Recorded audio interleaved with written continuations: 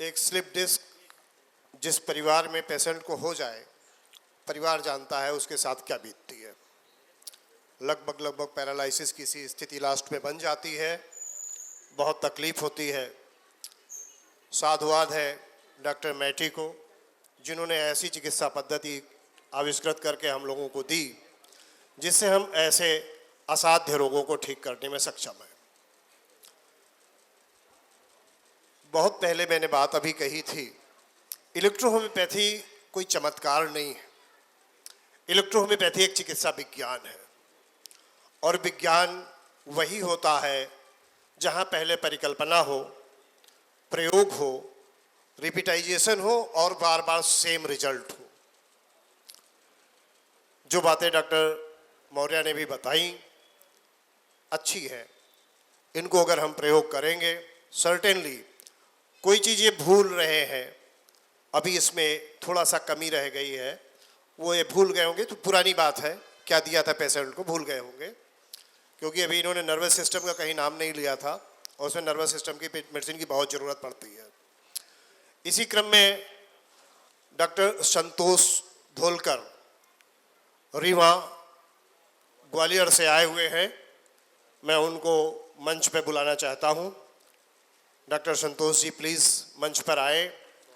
बहुत शार्ट में अपना एक्सपीरियंस, मैं चाहता हूं कि वो गागर में सागर भरने का काम करेंगे। Please Santosh sir.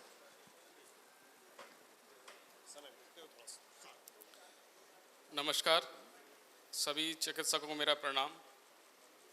अभी जो चर्चा चल रही थी हमारी कि प्रैक्टिशनर की, तो उसमें सबसे बड़ी बात आती है हमारे यहाँ कि जो लोग डिग्री डिप्लोमा करना चाहते हैं चिकित्सक, वो मेन खुद ही बोलते हैं कि हम तो एलोपैथी में करेंगे, हमें चिकित्सा केवल वो आप डिग्री छाप के दे दो, बैक डेट में दे दो, कंप्लीट कर लेंगे।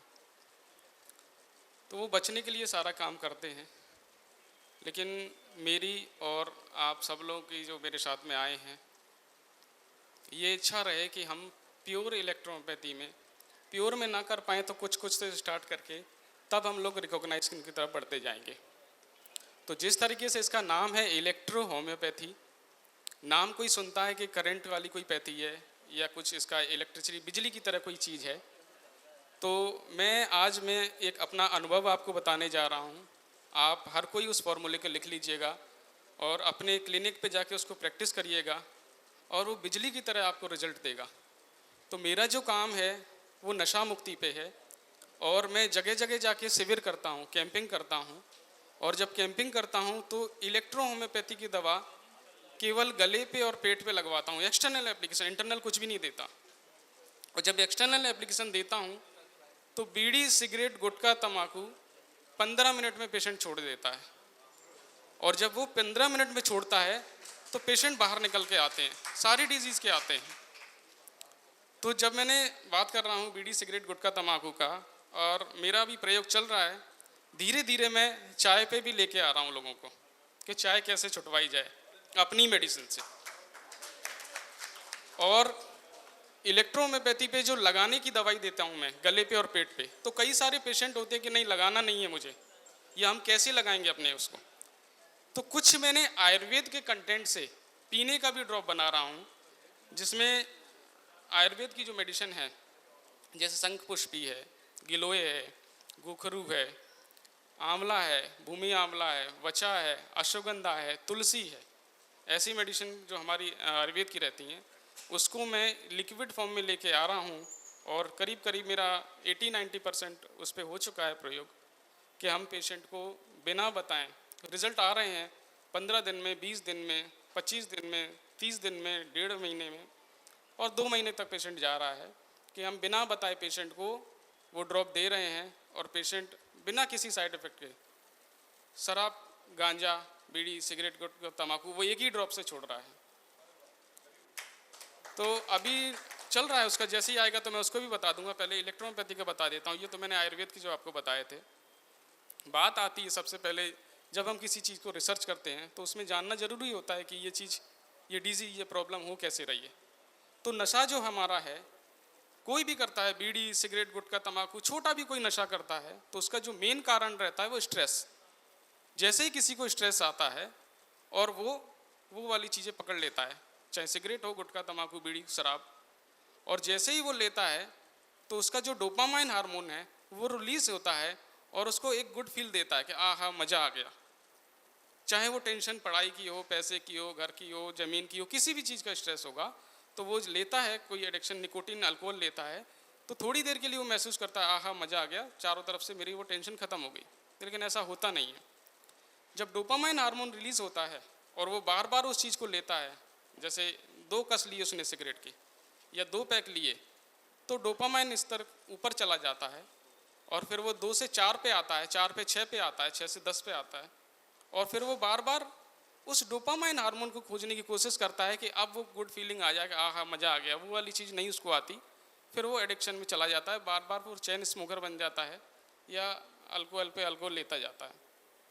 ये सारी फीलिंग हमें, जो गुड फीलिंग है, डोपामाइन कब कब रिलीज़ होता है? जब भी हम कोई प्लेजर वाला काम करते हैं। जैसे आपके सामने कोई मिठाई आ जाए तो वो सामने रखी जाएगी, आपको डोपामाइन हार्मोन रिलीज़ होता है, हाँ मज़ा आ गया। कोई बच्चा हमारी गोद में आ जाए, कहीं हम घूमने चले जाएं या कोई आपको प्लेजर वाला कोई सा भी काम हो, शॉपिंग कर रहे हो, तो उस समय डोपामाइन हार्मोन रिलीज़ होता है। तो उसमें लिख लीजिए अपनी जो इलेक्ट्रोपैथी मेडिसिन है, कैसे आप कैंपिंग करेंगे, कैसे पेशेंट को अट्रैक्ट करेंगे। चैलेंजेस आएंगे, कोई पूछता है कि पानी वाली दवाई इतनी जल्दी कैसे रिजल्ट दे देगी, ये ठीक हो पाए, तो उनको बैठाओ, बोले पहले आप इलेक्ट्रोपैथी का रिजल्ट देख जाओ, 15 मिनट का टाइम है, उसके बाद आप किसी भी चीज़ का ट्रीटमेंट लीजिएगा। बाकी ट्रीटमेंट सभी और जो मेरे साथी वो आपको बताते जाएंगे। लिख लीजिए उसमें S1 F1 और WE। जिसके पास D3 होगा वो D3 से बना लेगा, जिसके पास D4 होगा वो D4 से बना लेगा। किसी से भी बनाओगे रिजल्ट आने ही आने हैं। उसमें आप क्या करेंगे, सबके 10-10 ड्रॉप लेंगे। फिर से लिख लीजिए S1 F1 WE। ये ड्रॉप नंबर 1 बनेगा, एक ड्रॉप, और 10-10 ड्रॉप आप 30 ml में ले लेंगे। उसके बाद दूसरा ड्रॉप बनेगा, वो बनेगा S10 Ver2 और YE। S10 Ver2 और YE, ये 2 ड्रॉप बनाएंगे आप। बनाने का तरीका वही है, S10 Ver2 और YE को बनाएंगे तो सबके 10-10 ड्रॉप लेंगे 30 ml की बोतल में।